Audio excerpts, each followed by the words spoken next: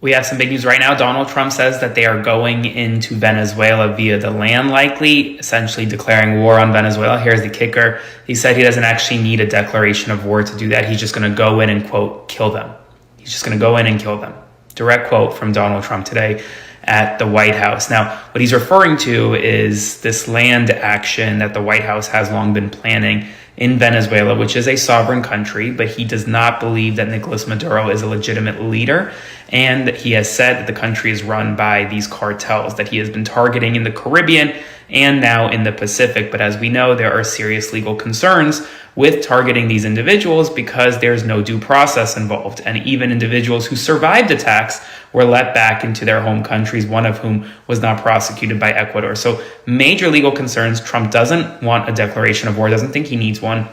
And he just wants to go in and, quote, kill them. Hell hath no fury like a MAGA mom that can't feed her kids, and that is coming, so stay tuned.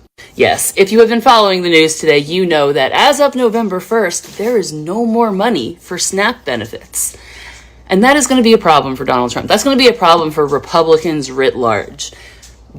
Because I don't think they know who their voters are.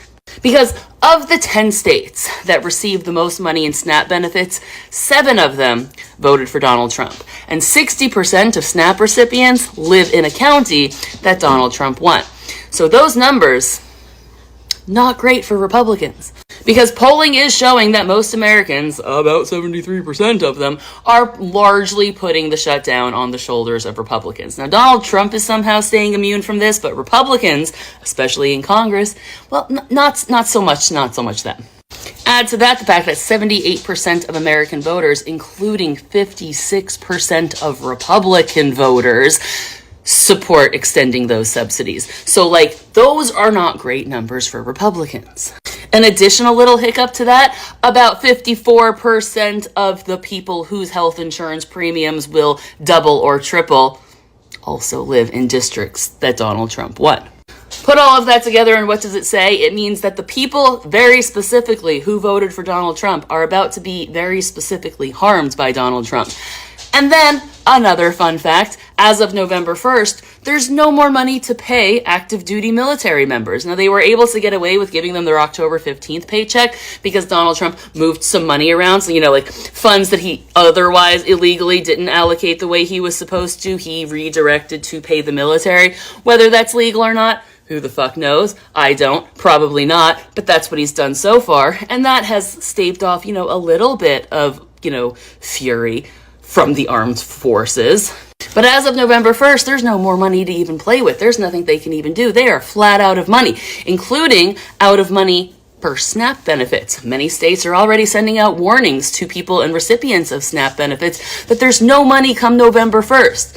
You can't feed your kids anymore because the government is shut down. Troops aren't getting paychecks because the government is shut down. Meanwhile, the president is demanding $230 million from the Justice Department because being prosecuted for his felonies hurt his feelings. He's bulldozing the literal White House and adding private gold-plated showers to the gift jet he got from the Qatari government. Allegedly, Tyler shoots Charlie Kirk. He runs across the roof. His shadow disappears for some reason. He's running and he has a shadow, then boom, no shadow as he crosses the rest of the roof. It's like the CGI guy quit halfway through. He's ethically, I cannot complete this job.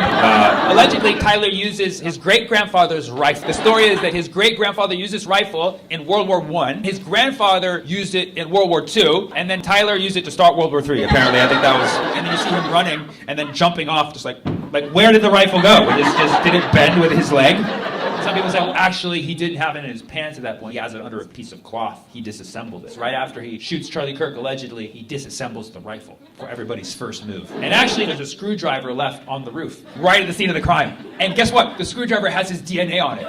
How perfect is that? Tyler, 4.0 student, planned this shooting for 6 months, interned for the CIA for a little while, and then accidentally leaves his DNA-ridden screwdriver at the scene while he's wearing gloves. How did he get the... Was he just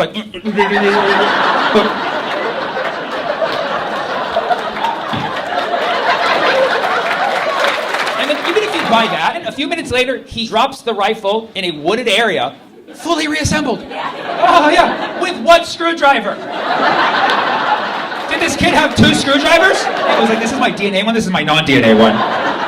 He really tried to trick us, didn't he? Does Tyler like puzzles? Maybe his mom was taking Tylenol. I think he's terminal. I am going to put on my tinfoil hat and give you the theory as to why I think he's terminal, and let it be known that this is my theory, this is not fact, but it is based on a pattern of facts. Number one, they are pushing this agenda through so entirely quickly. And yes, it's partly because the 2026 midterm elections are coming up, because they either need to stop us from having those elections or they need to cheat their way through those elections. TBD, right? That's one factor.